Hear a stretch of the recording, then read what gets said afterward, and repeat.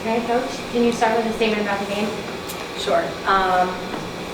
That was a tough one for sure. I'm so proud of the way the team played, especially the sparks off the bench that we had, and I think it just speaks volumes to our team and why we're such a dangerous team, because really we have so many threats, and when you have two players coming off the bench that, essentially were your two best players on the floor tonight, that's just really hard I think to scout against. And it really was a total team effort.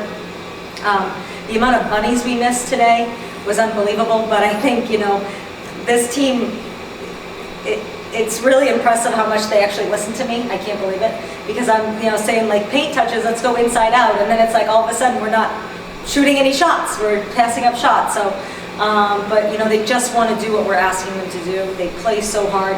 Canisius, Sahar's done a really good job. I think she's, has a really calm demeanor, and had them playing all kinds of crazy defenses. Half the time I didn't even know, what they were in defensively.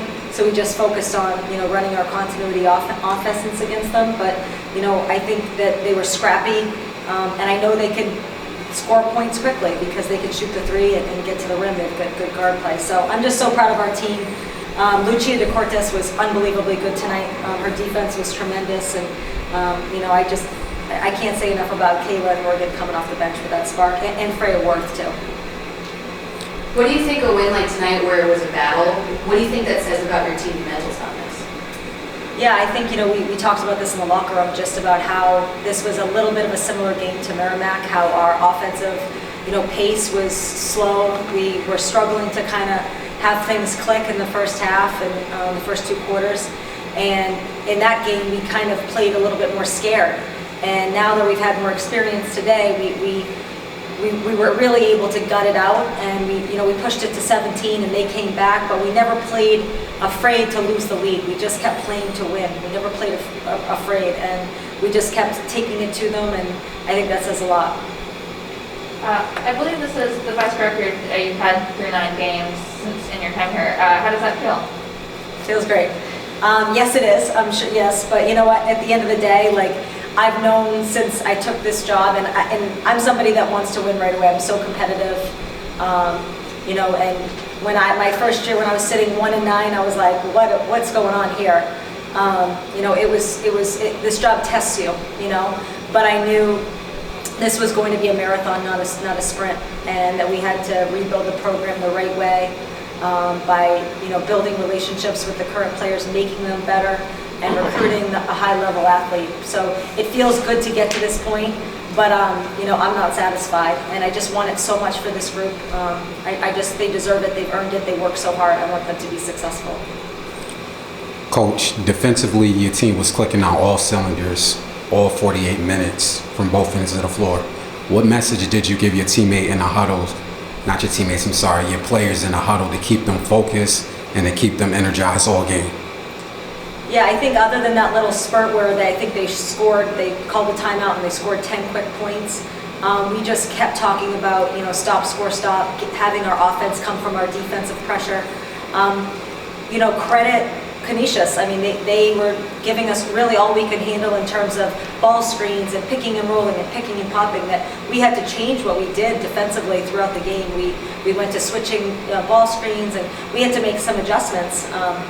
But we just kept focusing on the defensive pressure, and that really led to some easy baskets that we need to push out that lead. Coach, when you have a game like this where one of your best players probably isn't playing as well as you'd hope offensively, you have two girls come off the bench and score in bunches for you, and then Grace Eves gets hot in the third. I mean, how much flexibility does that give you, knowing that as long as we're locked in defensively, someone's going to figure it out offensively? Yeah, I mean, it really is special as a coach, and you know what? Helene was never worried about the fact that she wasn't scoring, and really she wasn't really not playing well. She just wasn't getting any looks. She wasn't getting the normal looks that she gets. So it just had a different face of the game, and to know that I have multiple threats coming off the bench, they're learning to play the game from the bench. I know Kayla mentioned that, but that just makes us a really dynamic team, and we have players that do different things. So I think that being able to put players in a position to be successful is really important, but at the end of the day, you have to play team basketball, and they just want to celebrate each other and share the basketball, and you can't ask for much more than that. Colleen, for a player like Freya, is one game like this enough to rebuild that confidence? I hope so. She deserves it. She's a very talented player, and I think this was a, hopefully it was coming out party for her because, she's been due. We saw a little bit of glimpses in this in the first couple games, and she's just been frustrated a little bit, but she just played so confidently tonight. She was a difference maker for us, especially on the defensive end. I mean, we put her on their best guard, and she really did a nice job. I'm so proud of her, and she's such a great kid, so she certainly has worked hard enough to have a game like that. Hey Coach, what's making you feel comfortable noticing these last 2 games you do like a full court press? You seem to be doing it a little bit more. Is this something that we're going to see more in the future, or is it just specific teams that you're playing?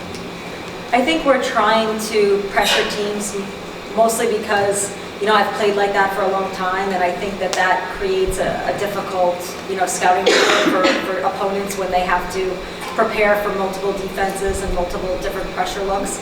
And we had to change the different pressures tonight. And, in our kind of containment pressure, it was causing some mismatches in the back line, so we got to clean that up. But I think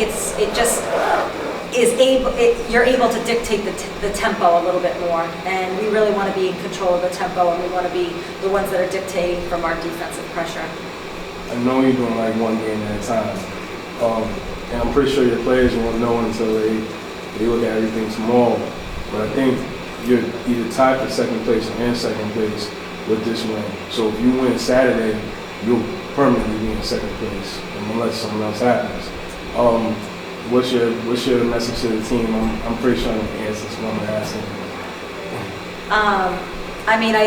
I'm really not looking at our records right now in comparison to the league, mostly because we haven't played anybody in the league, and everybody's schedule is so different, And certainly, some teams haven't played BCS teams, and we've played 2, Power 5 schools.